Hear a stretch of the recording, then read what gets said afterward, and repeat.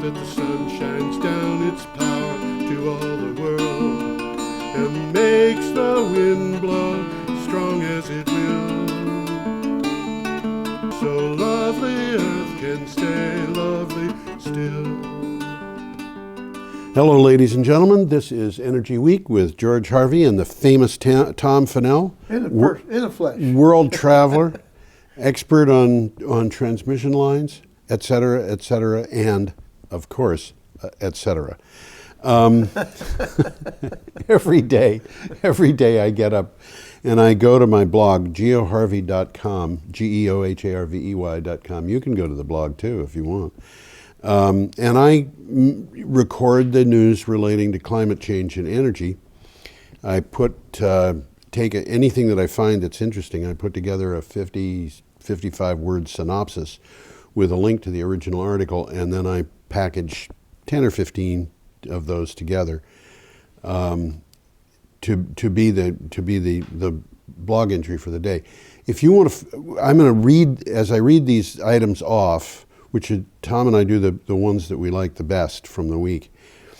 The best of the blog. The best of the blog. Starting, by the way, today being the 26th of January, we start a week ago today, and we go up until yesterday. So we start on January 19th, and I will try to remember. Yeah, I will try to remember to read the dates on which these things appeared on the blog, so that you can go to the blog, click on the calendar, which is in the kind of upper left part of the screen, and you will go straight to the date, unless you feel like scrolling down to it. So I guess we should just go ahead? Well, yeah, just to continue on to what you're saying, some of these articles are in-depth and quite interesting. Yeah. And we don't have time to talk about the articles to the degree that maybe we'd like to. Some of the articles in my blog are so short that well, yeah, synopsis is almost the whole thing. But that's what... They vary. If I can remember as we go through, I'll call your attention to some of them. Yep. Look them up, click on them, and... Yeah. We are going to start today in Kitty Hawk. I've been to Kitty Hawk. You've been to Kitty Hawk? Looks just like that. It looks just like that. Looks like what? And here I thought that was Plum Island in Massachusetts. Let's get... there you go. There we go. That's wow. What it looks okay. like. This is from Energy Business Review. This is January 19th. Oh, U.S. to auction Kitty Hawk acreage for offshore wind energy development. The United States Interior Department and the Bureau of Ocean Energy Management are planning to offer 122,405 acres off Kitty Hawk, North Carolina, in a commercial land lease sale in March of 2017. 9 companies have been qualified to bid on the lease for development of approximately 1.5 gigawatts. So there's going to be competition here. There's going to be competition. And 1.5 gigawatts, 1.5 gigawatts translates into a nuclear reactor of about 800 megawatts, which is bigger than Vermont Yankee was. Yeah. The offshore wind has a capacity factor which is very high for wind power, and in some cases it's considerably above 50%. Some places and cases, I think Sierra Leone is one of them, the wind blows all the time. Yeah. It's in the trade wind. It's virtually 100%. I'm looking forward to the time that they put these things in the Aleutians. I understand that the Aleutians are one of the very few places in the world where you can have a combination of high winds and fog that goes on for weeks. Anyway, there is that. This is a good development because we have this huge continental shelf and it's totally undeveloped until last summer. Last summer, we have one very small offshore wind project that has gone in this country, and Germany is getting a fairly substantial amount of its electricity. So Denmark, so Scotland. Denmark, Scotland, you know. I mean, it's out there. You know, it's the out wind there. is free. It's free. Yeah. The marginal cost. And what's one of the things that's happening now is the investors are starting to see this. Yeah. Incidentally, marginal cost of wind power is very, very low, but it's not zero. And there was a video that was going around this week, and I'm just wondering if you saw it. A young woman who lives in Montana who had health problems because her bones weren't straight when she was growing up, and she eventually got to the point where she was a rock climber, and she got a job repairing wind turbine blades. I didn't see it. You didn't? I should forward it to you. Yeah, sounds interesting. It's a very cute video, and she's talking about what fun it is. A good job popping up all over. Yeah, the and paid. there's pictures of her on the job, Yeah. grinding the fiberglass at the tip of a blade of a wind turbine, about 200 feet in the air, dangling from the. And I'm just sitting there saying, "No, I don't want to see it. I don't want to see it." Okay. Well, let's move along. We're GB going to China Times next. is our next item. We're going to go to China next. China next. China yes. installs 34 gigawatts of new solar PV in 2016.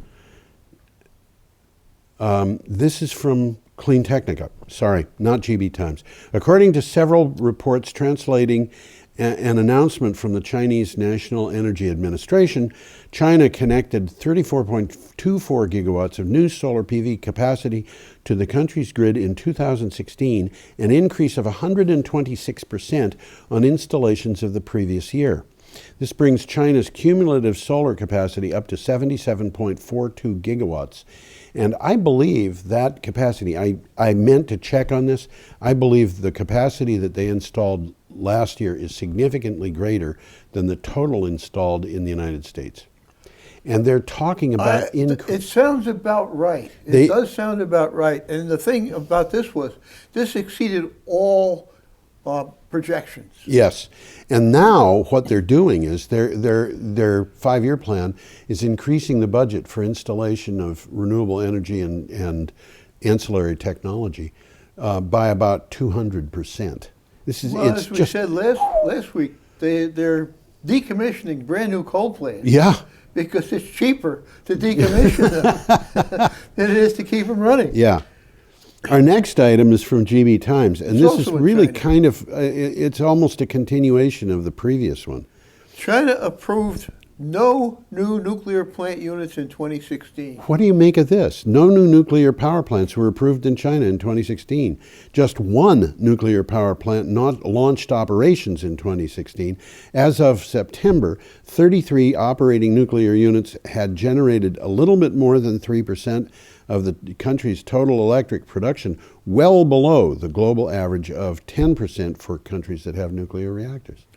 Well, part of the explanation here is electricity consumption in China is down. Yeah. Slow growth has caused a decrease in consumption. And I wonder if they're having a decrease in consumption because of things like LED lights and things like that. Might be. Oh, absolutely, part of it. Oh, yeah. I mean, one of the things about China is they have finally got all of their villages electrified, just in the last couple of years. So you would expect that the LED demand lights would go up. has a big thing. It's a no-brainer. Yeah. You know, for 25% of the power, you get the equivalent light. And they last forever. I went into Brown and Roberts about a week ago because my refrigerator light was out. And I said, I want to get an appliance light. Yeah. And I couldn't find them. And a saleswoman helped me. And I was stunned because they had LED appliance lights. These things are supposed to go into refrigerators and ovens. Ovens, yeah. And so this thing should be able to survive temperatures like 550 degrees when you're clean. I guess they are. And it was for sale for like $1.19. Well, that's subsidized. Yeah, it's subsidized. But even so, a light bulb like that didn't exist a couple of years ago. Oh, no. And if it had existed 5 years ago, it probably would have cost $100. So anyway, we've got something coming up here in terms of a picture. Let's get the picture. This is not the young woman I was talking about, but it might as well be. Green light for Wyoming giant. This is from Renews.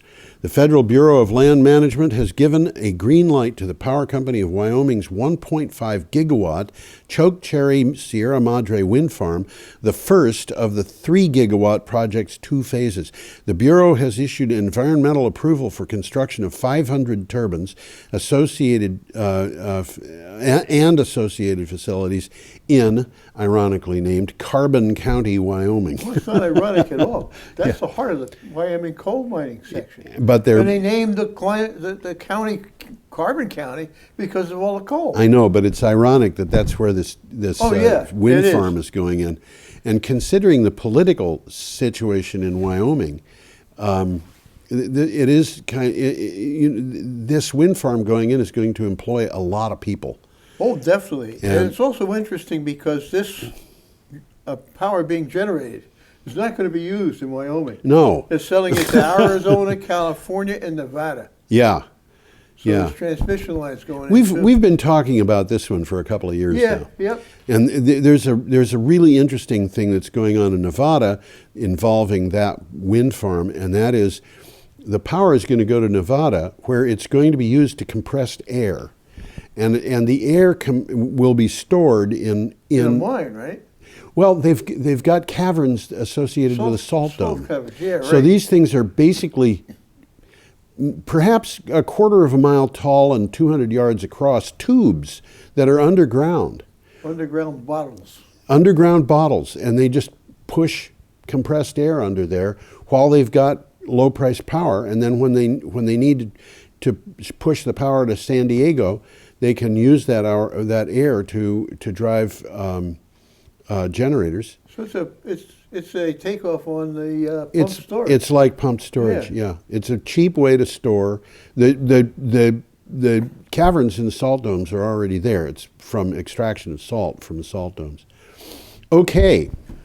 Well, we're coming back home. Yep, and this is Friday, January 20th, and this is Vermont Biz. This is a very interesting article. I recommend you guys look it up. It's all about Vermont. It's long. Yep. It's got a lot of pictures. If you put that picture up on the screen, Tom, this is an interesting solar array. These are trackers, but if you look at them, you'll see they have a pole coming through the middle of the tracker, and then they have lines going to the outside edges. And doing that means that you can build a tracker with only about 25% of the steel that's involved in holding the panels up. Well, one of the guys from that company was here talking about That's exactly right. That's right. He was sitting right here next to me.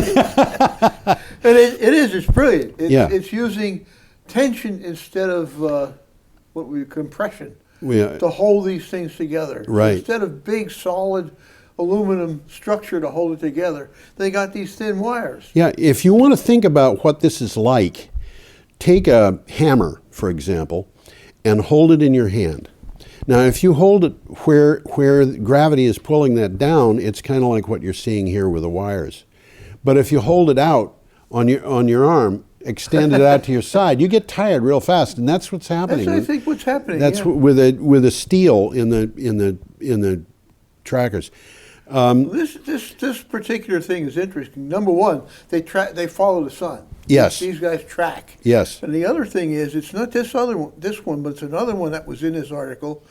The structure is a timber frame carport. Yes. And there's solar panels on top, and it's a nice looking thing. It looks like. But it's on timber frame.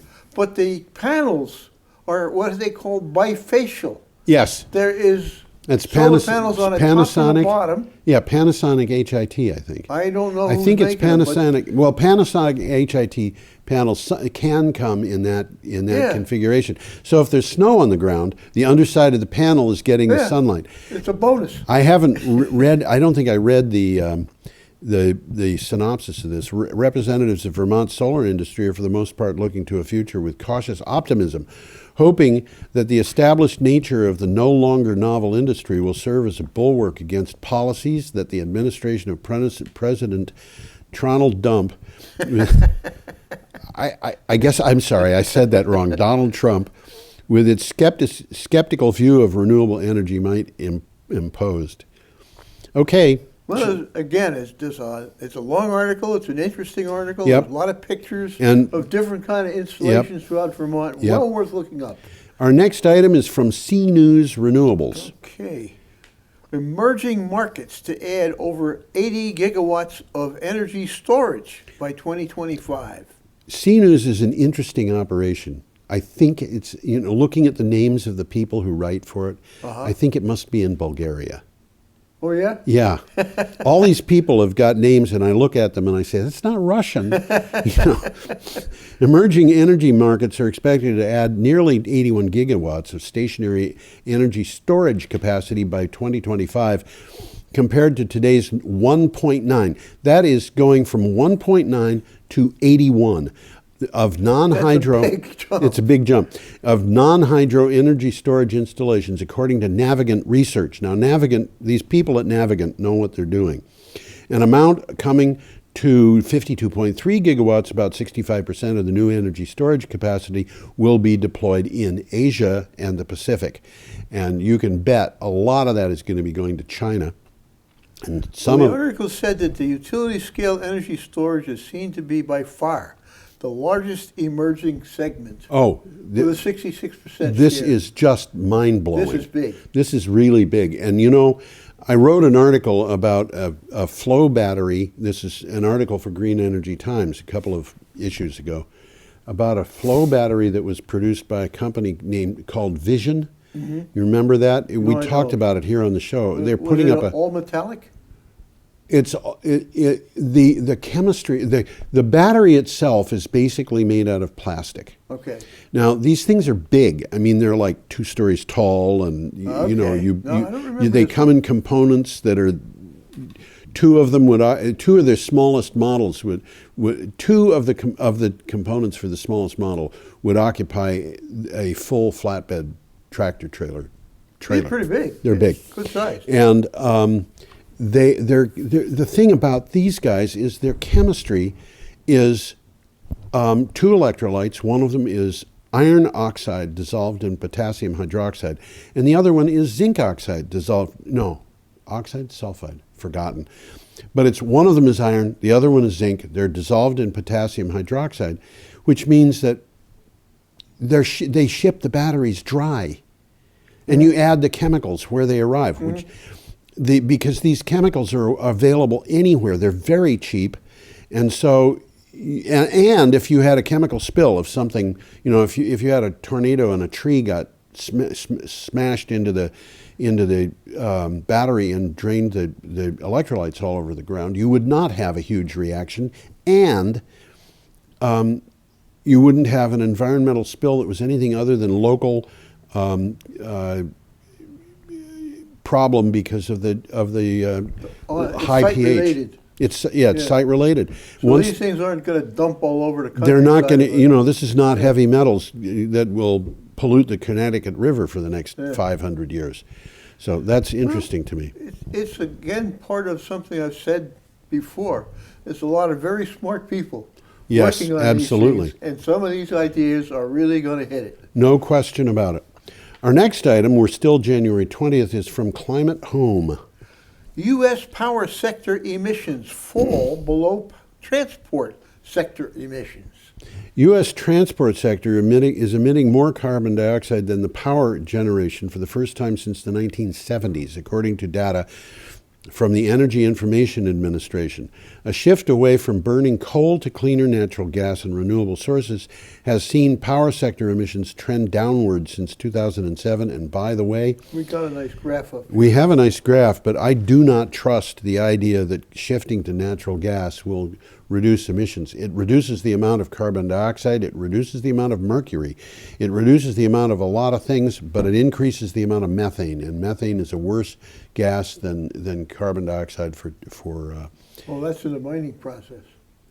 Yeah. And transmission. The methane is leaking. It leaks, and there was a operation where people from one of the universities in Massachusetts went through Boston, and they had a car that had a methane detector on it, and they found over 3,000 leaks in the streets of Boston. We talked about that. Yeah, and then the That's Union of amazing. Concerned Scientists said, wait a minute, we got to duplicate this and see what we find. They found 4,000. But these are coming from individual homes and stuff like that. They're coming from under the streets.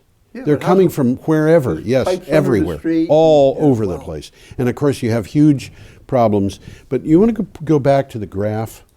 Basically, in the right-hand graph, and you It's can the same graph, really. It's the same graph, but the right-hand graph is a rolling graph, which makes it easy to read. Get rid of all those peaks and valleys. Yeah, it gets rid of the peaks and valleys. And basically, you can see there that the transportation sector is lower than it was in 2007, and so is electric power. But the transportation is a sector that we have to deal with if we're going to deal with climate change. It's going to be very difficult. And it's electric cars are going to be the solution, really. well, But they're not going to be electric trucks. I think there are, but Well, there's a few. There's other things too. I had a note come to Green Energy Times that in which the person was saying we're never going to get away from fossil fuels altogether, and I take issue with that because of this thing that I saw that the Navy had done in 2010.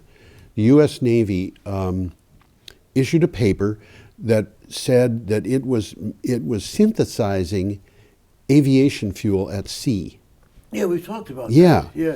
And Well, they have an onboard nuclear reactor. So they've got, and power is typically cheap. typically in an aircraft carrier, you have 2 nuclear reactors, and they're upwards of 200 megawatts each, and you don't use both of them unless you're Unless you're really speedy. in combat. Yeah. And so they've got a nuclear reactor just kind of sitting there, chugging along, staying warm in case something goes sour.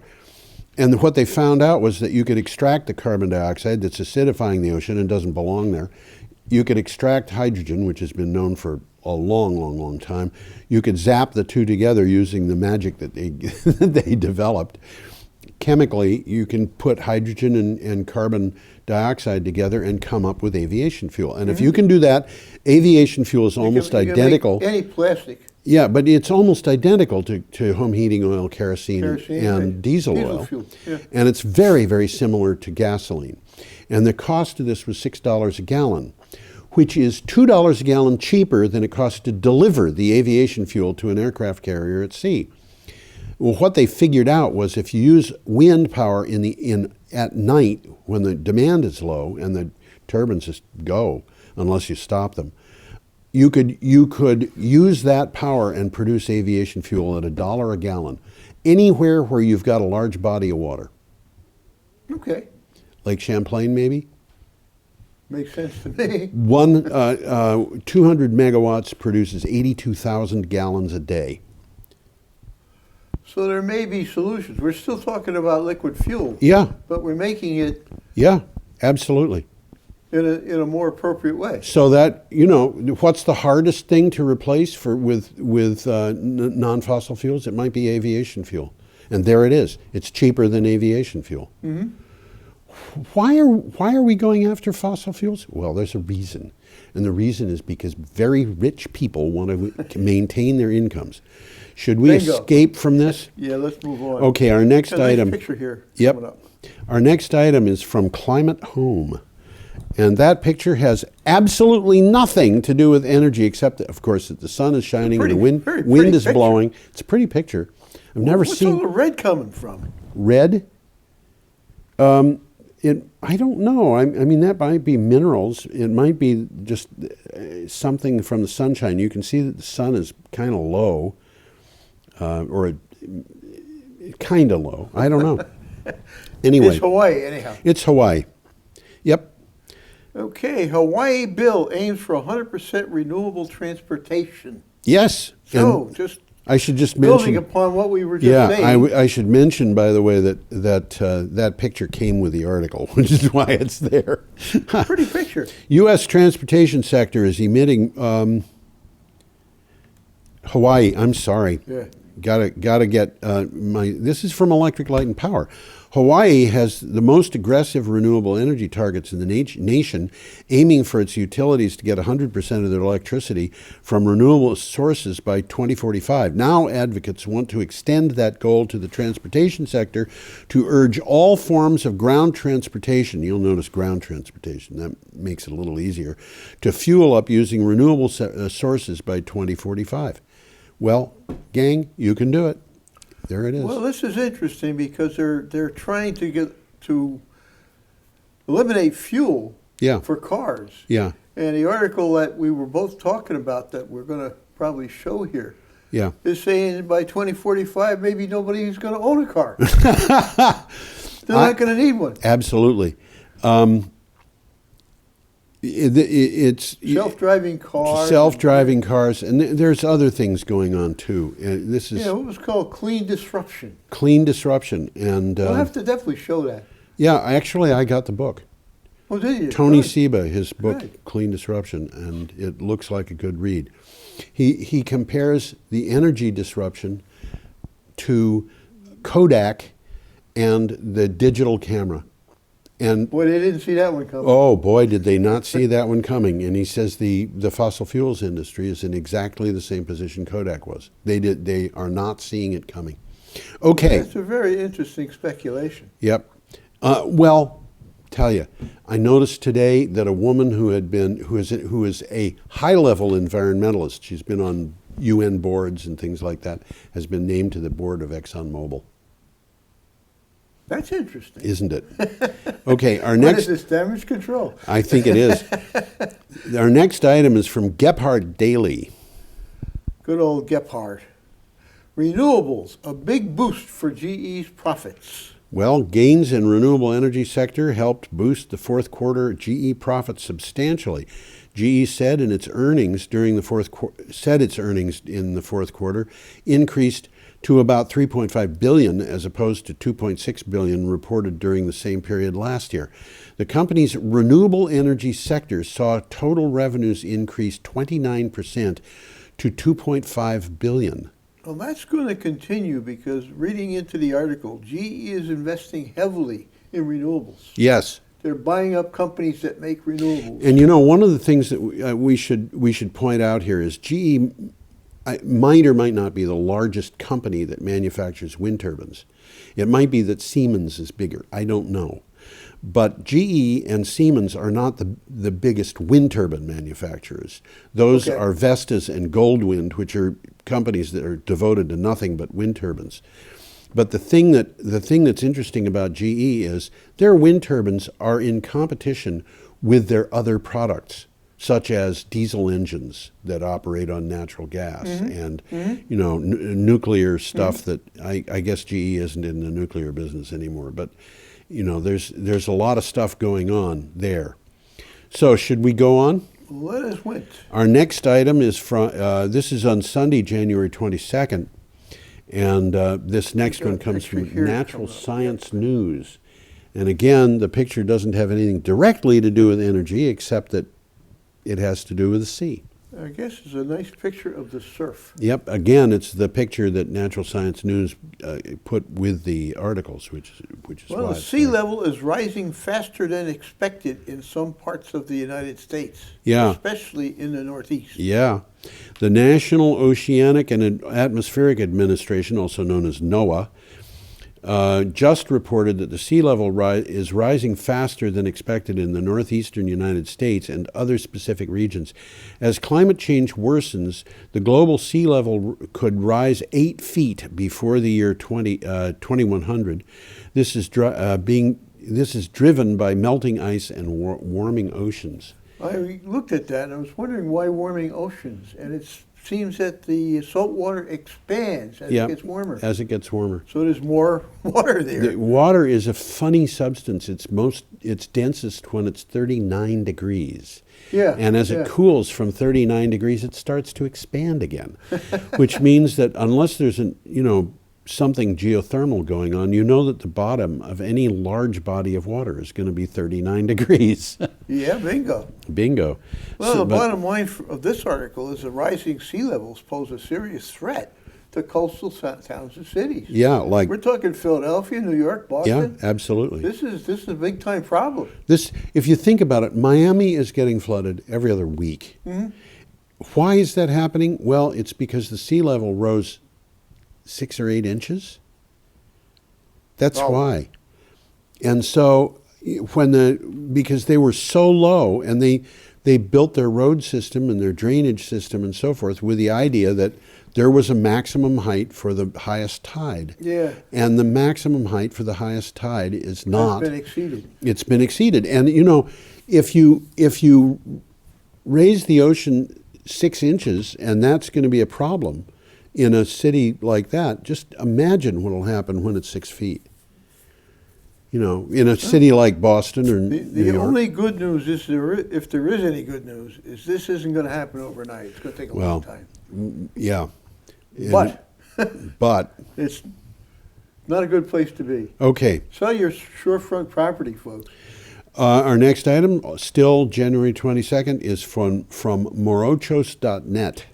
Climate, same thing. It's continuing on to the past article. Yep. Climate scientists fear huge sea level rise as global warming remains a concern.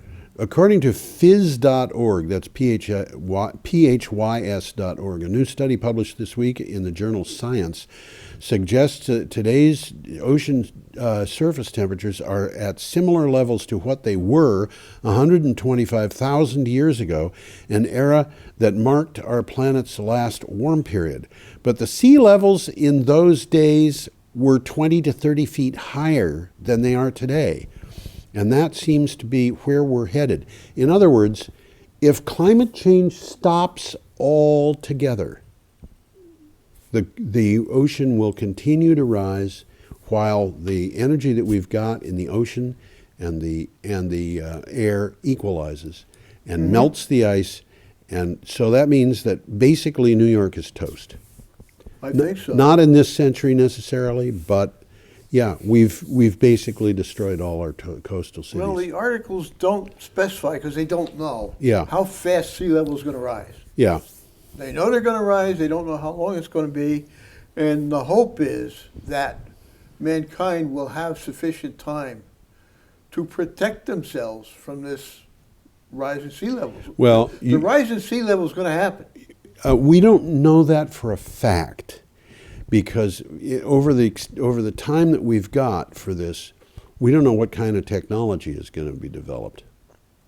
There may be technology developed that would slow that down, or even stop it. Well, the only thing I can think of is dikes. I know, that's what we know about, but there are substances like titanium dioxide. Mm-hmm. Titanium dioxide has some amazing properties. It's very white. It's very white. It's very reflective. It's almost as reflective as snow. But it does some other things. Like, for example, it will catalytically convert hydrocarbons into carbon dioxide and water if it's hit with UV light, yes. That's interesting. I didn't know that. And there are a bunch of other things too. And titanium dioxide is not particularly toxic. In fact, it's used to make donuts whiter. The confectioner's sugar has got titanium dioxide in it. So I have visited a titanium mine in New York State. Have you? And it's huge. It's open pit mine where they mine titanium dioxide. It's so funny because what they probably do is they take the titanium dioxide and change it into something else, which is changed into something else, which is changed into titanium dioxide, and that's what you buy. From what I remember, it was basically used for paint.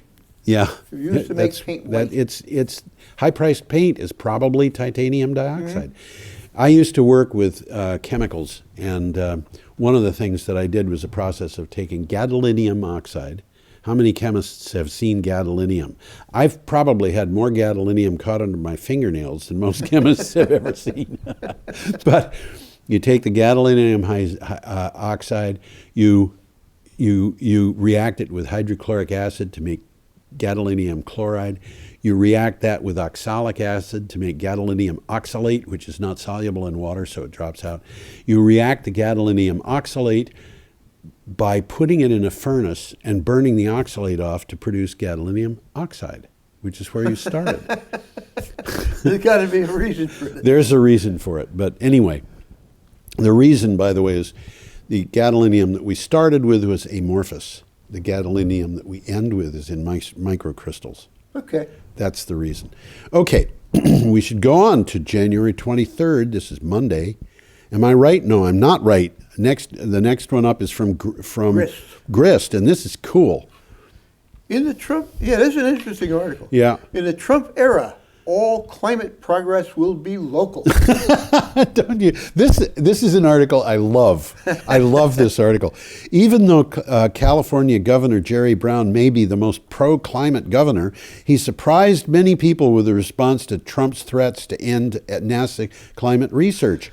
Quote, "If Trump turns off the satellites, California will launch its own damn satellite," end quote, he said. Quote, "We've got the scientists, we've got the lawyers, and we are ready to fight." Interesting quote. And he's right. Yeah. And it reminds me of what happened with the 2005 hardiness zone maps. These are the maps that people buy, for gardens yeah. to see what plants you plant if you're planting perennials. And they are by law to be issued by the Department of Agriculture every 15 years. It had been issued in 1990, so 2005 was the year they were supposed to issue it. They issued the planting zone map, and all of a sudden the USDA was told, you've got to get those maps back, recall them. They're obsolete already. They weren't obsolete. Oh. The problem was that they were up to date, and they showed very clearly that half of the United States had warmed up. And, you know, the zones are incremented by 10-degree increments. So if half the country was in a different zone, then the entire country had actually warmed up about 5 degrees on the coldest night in the winter, which is where the hardiness zones are, what they're based on. And it happens that the coldest night of the winter is the thing that is the night that kills woolly adelgids and moose ticks and things like that. But that's where the warm-up is fastest. And that's where it's doing us the most harm. Right, and so we've got Lyme disease, and the moose are dying from ticks, and we've got whole woolly adelgids attacking hemlocks, and all of this is because we're in a different hardiness zone than we were 30 years ago. Mm-hmm. And in the years since 2005, we've probably gone up another 5 degrees. So we're probably in an entirely different planting zone. And I know people in Vermont who are planting pawpaws and things like that. Yeah, maples are migrating north. Yep. We're talking about growing peaches in Vermont. Yep. And but what happened in 2005 was a bunch of people in various organizations said, wait a minute, this isn't right. We shouldn't be telling farmers that it's colder than it actually is.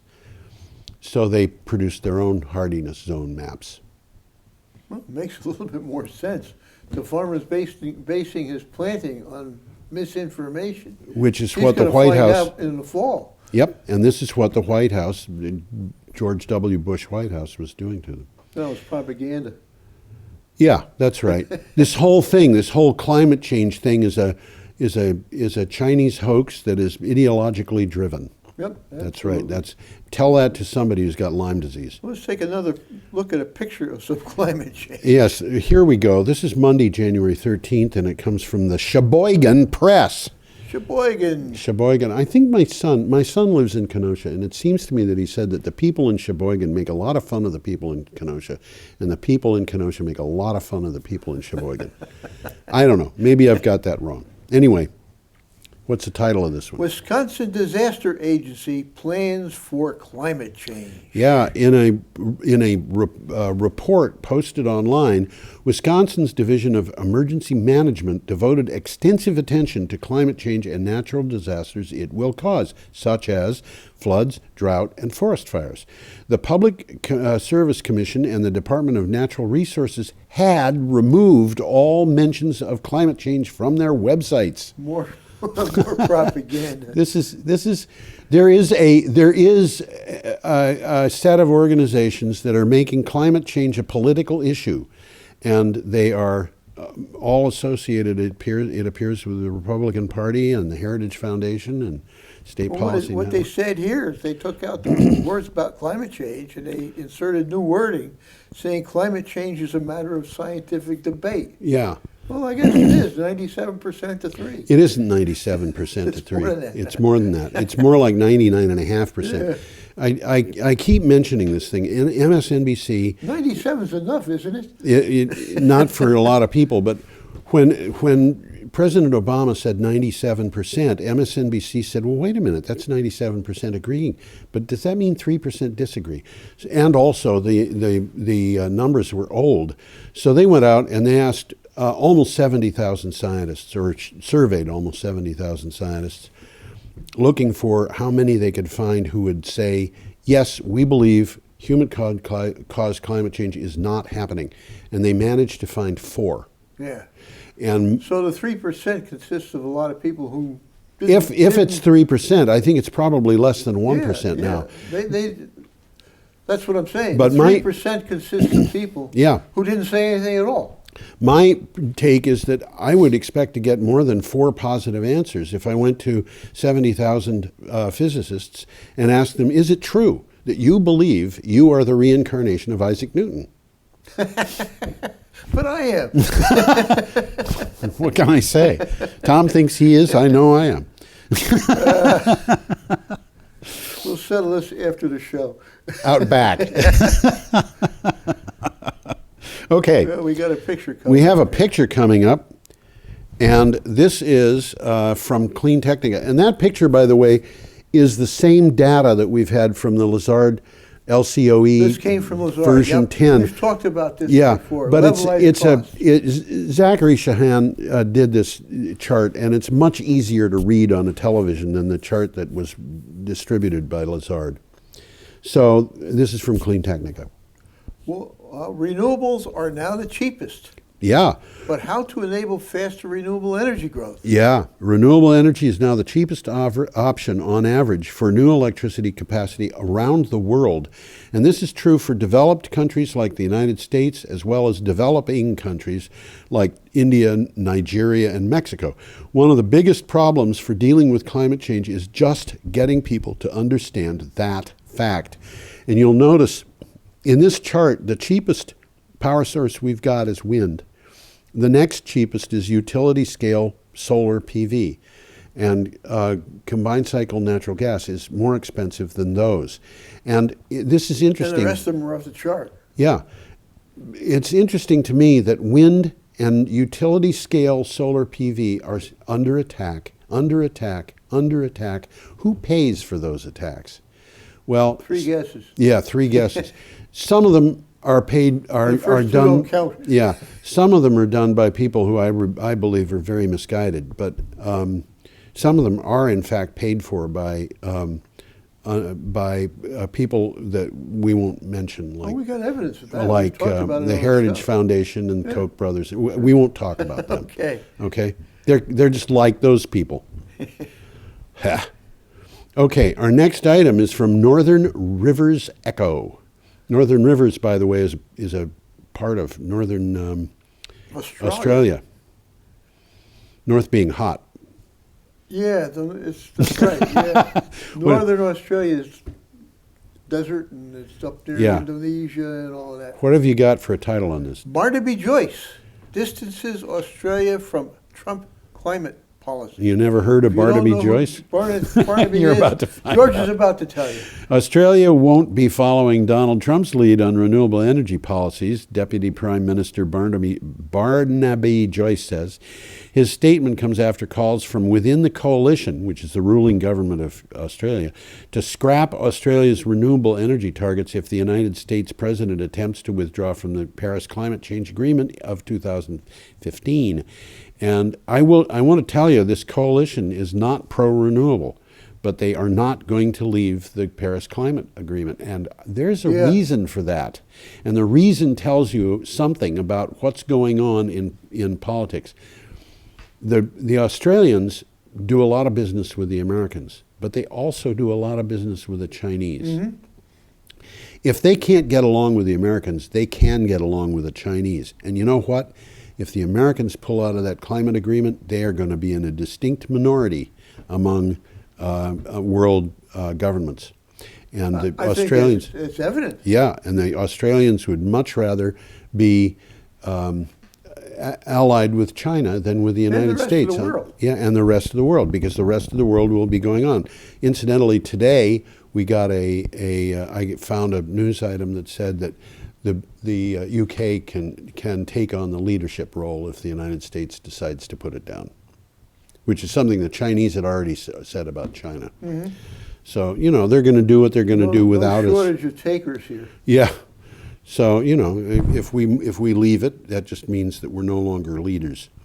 Okay? Okay. Yeah. Our next item is from Energy Voice. This is Tuesday, January 24th. Calls for half of Scotland's energy needs to be met by renewables by 2030. I think they're going to do it by 2020. Yeah. They're going to do it much before that. Yeah. Well, this includes transportation. Mm-hmm. And the Scottish government published a draft climate change plan which aims to cut greenhouse gas emissions by 66% by 2032. Scotland exceeded an interim target of delivering 42% emissions reduction in 2014, 6 years early. At the start of 2013, only 13% of the total energy consumption had come from renewable resources. They went from 13% at the beginning of 2013 to 42% at the end of 2014, a period of only 2 years. That's kind of amazing. Well, there's a takeaway here. Yeah. This came from the article. It's a quote. Yep. New nuclear power and fracking must have no place in Scotland's energy future. Scotland is blessed with clean energy resources, and we need to harness the huge energies in the wind, the waves, and the sun to build a modern, low-carbon economy, the equal of any in the world. And who said that? I don't know who said it, but it came out of the article. Okay. I didn't write down the thing that's really interesting about that quote is that Scotland has got more oil than any other country in Europe. It's ironic. It's ironic, but they're abandoning their oil, and so is Norway. Well, it's worth more to them to sell it than it is to use it. It's not just that. I think they want everybody to abandon it. Anyway, we're moving up on an item from Bloomberg. A nice picture here. A nice picture. So, this picture up. Yeah, let's do that. UK offshore wind seen as cheaper future large-scale energy. The levelized cost of offshore wind energy dropped in the UK because of larger, more efficient turbines, competitive auctions, and cheaper material, according to a report. And they didn't even mention software in this, which it has an effect. The levelized costs dropped 32% last year. 32% drop in costs in 1 year to £97 per megawatt hour, beating a goal to pass the 100 megawatt hour threshold by 2020. So they beat that 3 or 4 years early, making offshore wind power cheaper than nuclear. So I'll give you the numbers. They're talking about £97 per megawatt hour for renewables. Yep. Versus £150 per megawatt hour for nuclear. Yeah. And it's a no-brainer. It's a no-brainer. That's right. Okay, should we just pass on? Let's move on to the next one. Yeah. Okay. We are up to, still on January 24th. This is from the Huffington Post. 2/3 of Americans disagree with Trump's focus on fossil fuels. As President Donald Trump prepares to boost fossil fuel production, a Pew Research poll finds that nearly 2/3 of Americans would rather the United States focus on clean energy. The poll shows that 27% said fossil fuels should be a priority, compared to 65% who favored renewable energy. I'm looking at some notes, but it's not worth mentioning. Our next item is from Wednesday, January 25th, and this is from Huffington Post. Okay. Trump has a great opportunity to save our environment. Donald Trump is rolling back EPA rules, but the nonpartisan Federal Office of Management and Budget calculated that the rules imposed by the EPA over the decades ending 2012 yielded benefits 10 times their costs. And this is the best ratio of all federal agencies they reviewed. What's interesting is a different slant on what's happening here. A quote, this is a takeaway from the article. Environmental regulations have provided enormous benefits to U.S. citizens and have positioned American businesses to lead in markets, including those in China, where environmental concerns are growing. Yeah. U.S. environmental laws have helped restore areas from Pittsburgh to the Puget Sound, enabling commerce and recreation to thrive in places that had previously been unhealthy or dangerous. Right. Environmental laws, this is important because we talked about this. Yes. Environmental laws have prevented hundreds of thousands of premature deaths and millions of lost work days. When I was a kid, I lived just across the river from here. You could not swim or fish in the Connecticut River. It wasn't safe. The Ashwillet River stank. It was covered with soap suds in a lot of places. And it was basically dead because of effluents coming from leather factories and paper factories and things like that. The Hudson River was a mess. I can relate to that because I lived in Troy and the Hudson River was dead. And you know what? There are sturgeon living in the Hudson River now, and they don't know how they got there. Big guys. They don't know how they got there. Yeah. But a lot of this has recovered. And, you know, it recovered because people were in government were taking care of it. Now, we've got, if we undo those regulations, I don't know what's going to happen in some places. I don't think the typical American realizes how beneficial these laws have been to the individual American. Well, if you want to know about it, look at New Orleans. Yeah. Look at Baton Rouge. Yeah. They're getting their water from the Mississippi River. Do you want to drink water that comes from the Mississippi River? I don't think I do. Even today, I wouldn't want to. But if we don't take care of the Mississippi River, those cities are going to have terrible problems. Well, they're already going to have terrible problems because of rising ocean.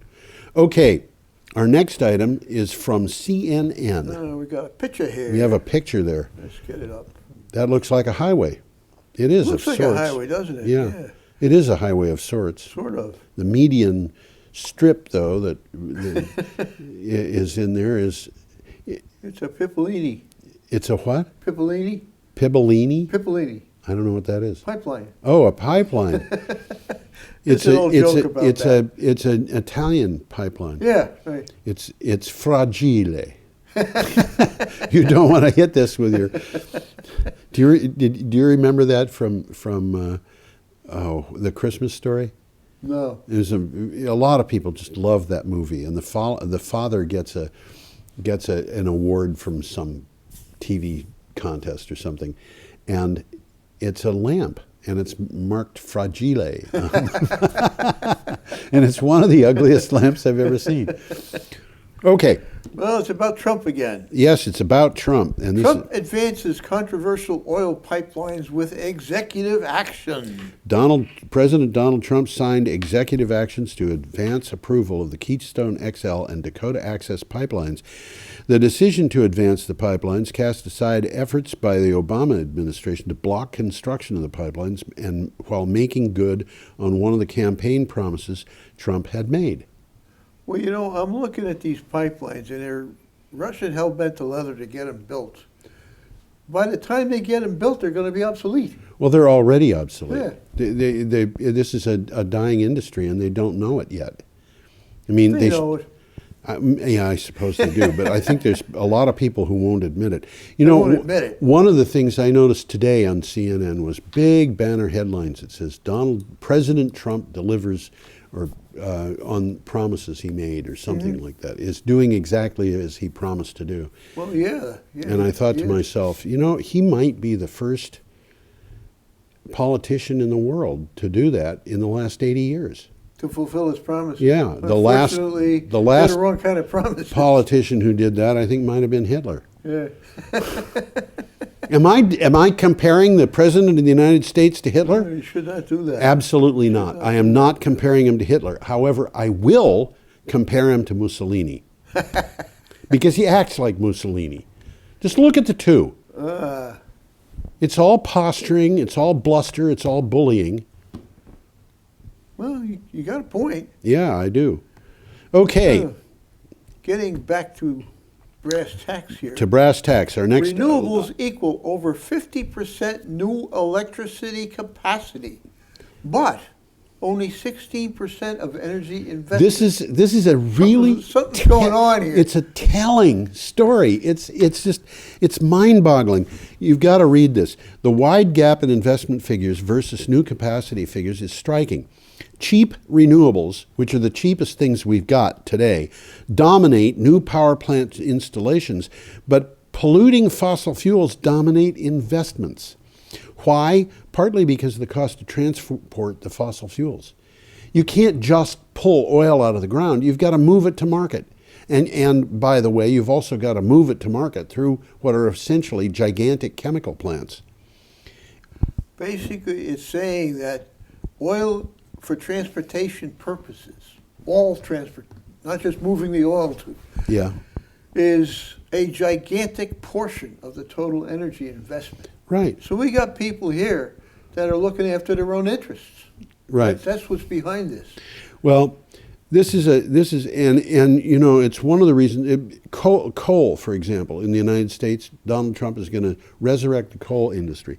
Right. DTE, which is, I think, the largest utility in Michigan, but it is a Michigan utility. When they heard that and they realized that Donald Trump had been elected president, they said, "We just want you to know, we're shutting down these coal plants whether Donald Trump is president or not." And we have had we've actually had a tiny bit of coal capacity installed in the United States, but not enough to power Brattleboro.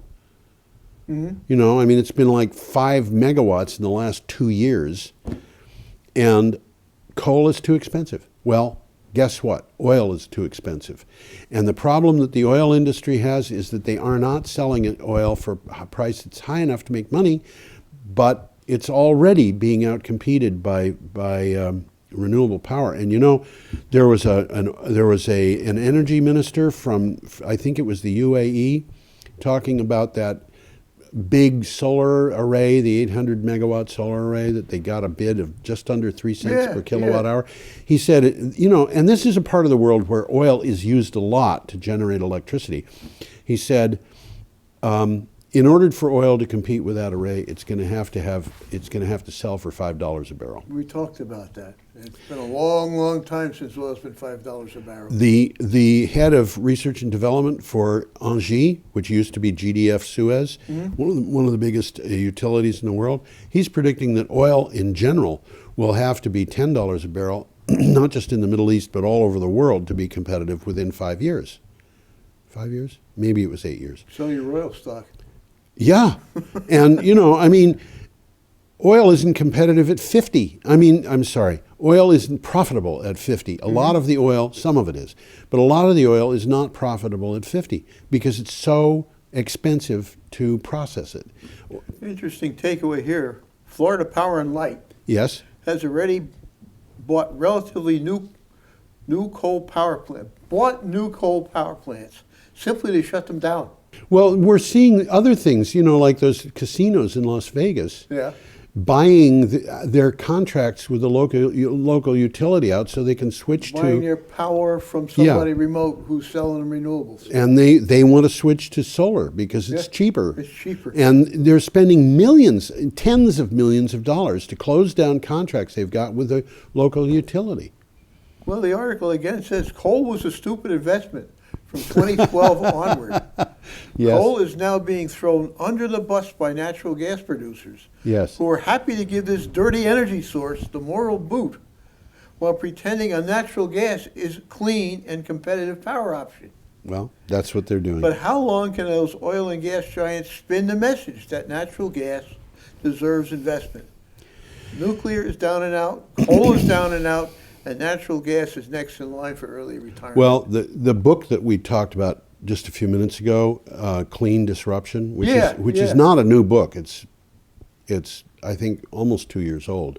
a year and a half old. It was written by Tony Seba. It's rather radical, but it's kind of radical. One of the things that he pointed out, and looking at the numbers, it looks to me like this is true. The cost of solar power with battery, wind power with battery, distributed, which is primarily solar with a battery, is going down so low, so fast, that within 5 years, it will go below the cost of transmitting power.